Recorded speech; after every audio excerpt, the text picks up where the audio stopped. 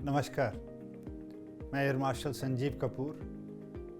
एक सीरीज़ हमने चलाई थी, ये उसका दूसरा एपिसोड है, जिसमें कि हम बच्चों को बताएंगे कि आर्म फोर्सेस कैसे ज्वाइन करें और उसमें क्या लाइफ है।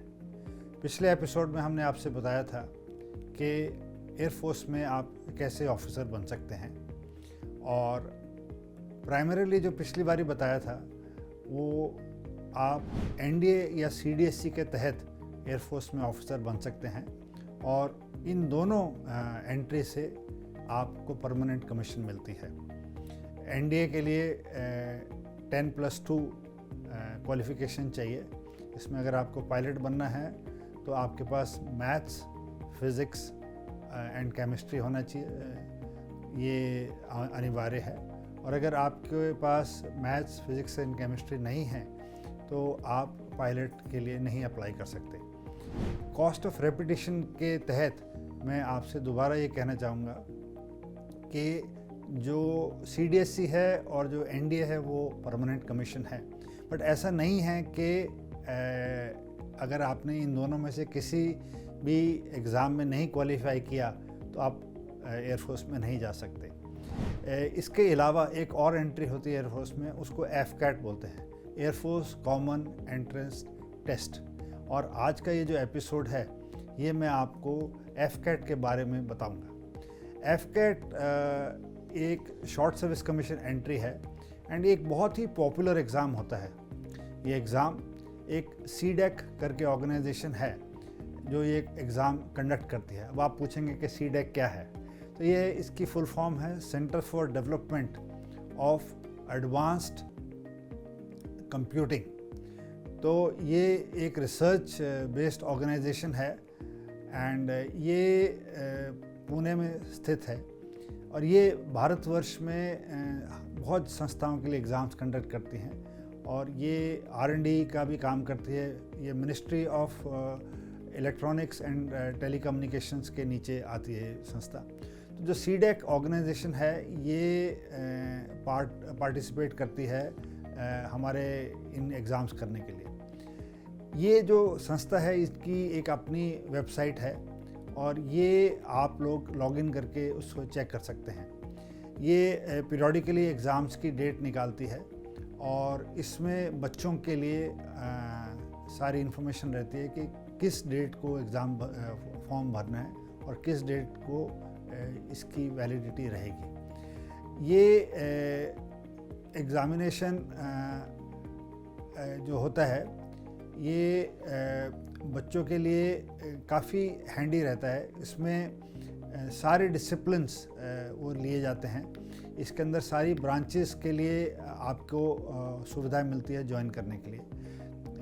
आप other than flying of course आप अप्लाई कर सकते हैं सीडेक के तहत, बट अदर देन फ्लाइंग जैसे टेक्निकल ब्रांच होगी, जैसे एडमिनिस्ट्रेटिव ब्रांच होगी, जैसे लॉजिस्टिक्स ब्रांच होगी, जैसे अकाउंट्स ब्रांच होगी, जैसे एजुकेशन ब्रांच हो गई, ये सब चीज़ें आप सीडेक की इस परीक्षा के तहत कर सकते हैं।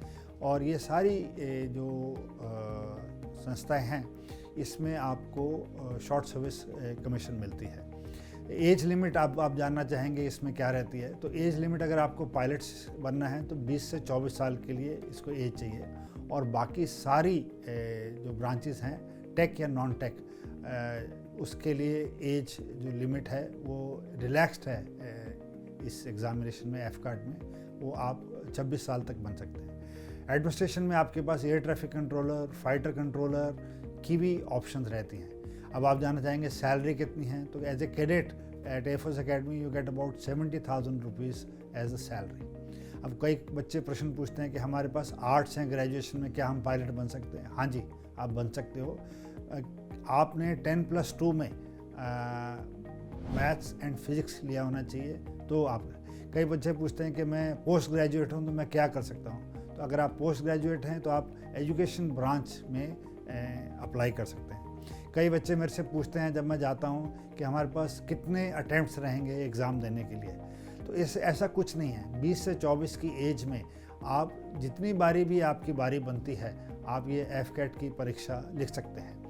तो जब आप ज्वाइन करें एकेडमी तो आप 20 से 24 साल की डेट आपकी एज होनी चाहिए जब कोर्स कमेंस हो। इस दौरान आपके पास जितने भी अटैम्प्ट्स हैं वो आप कर सकते हैं।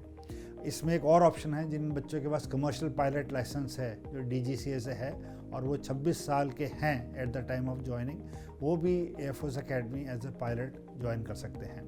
ये एक ऑनलाइन एग्ज़ाम है FCAT का, एंड इसमें ऑब्जेक्टिव टाइप ऑफ क्वेश्चंस आते हैं एंड उसके मल्टीपल आंसर्स रहते हैं। तो ये आपको एक और जानकारी है जो कि शायद आपको कहें। ये सारे क्वेश्चन इंग्लिश में रहते हैं एंड इसके अंदर 4 भाग रहते हैं। उसमें वर्बल एबिलिटी रहता है, जनरल अवेयरनेस रहता है, रीजनिंग रहती है एंड न्यूमेरिकल एबिलिटी रहती है टू फाइंड, प्लस इसमें मिलिट्री एप्टीट्यूड का भी एक रहता है। ये 2 घंटे की परीक्षा होती है एंड इसमें अबाउट 100 क्वेश्चंस होते हैं जो कि पूछे जाते हैं। जो इसकी वेटेज है वो करीब 300 मार्क्स की होती है। जो बच्चे इंजीनियरिंग करना चाहते हैं उनके लिए एक अलग परीक्षा होती है, उसको EKT बोलते हैं, उसको इंजीनियरिंग नॉलेज टेस्ट बोलते हैं।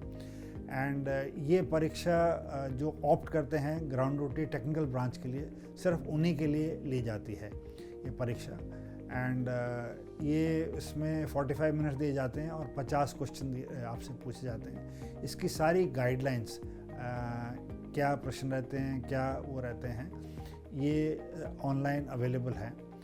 और ये basically mechanical engineering, computer science, electrical and electronics पे ही प्राइमरली क्वेश्चन दिए जाते हैं। और ये दिशा की जो साइट है जो मैंने पिछले एपिसोड में बताया था, ये सारी चीज़ें उसके अंदर भी है।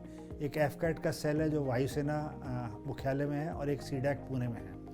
तो एक कहावत भी है कि जब आप लीडर बनना चाहते हैं तो आपके पास ऐसा एक तजुर्बा होना चाहिए कि लोग आपके साथ जुड़ें और आपको साथ लेके चलें, आपका लीडर मान के चलें। तो अगर आप अपने आप में बिलीव करते हैं कि मेरे में ये लीडरशिप क्वालिटी है और मैं लोगों को लीड कर सकता हूँ, तो मेरे हिसाब से वायुसेना से अच्छी कोई सर्विस नहीं है। और आप ज़रूर कोशिश कीजिए, चाहे आप 10+2 में हैं, चाहे आप ग्रेजुएट हैं, चाहे आप पढ़ाई कर रहे हैं, या जो पेरेंट्स और जो एल्डर्स ये प्रोग्राम देख रहे हैं, मेरे हिसाब से आप सबको अपने बच्चों को, नियर डियर वंस को और नॉन लोगों को मोटिवेट करना चाहिए to join Indian air force. With that, if there are any more queries and questions you may ask by logging on to my site, but otherwise आज के लिए इतना ही काफ़ी। थैंक यू एंड जय हिंद।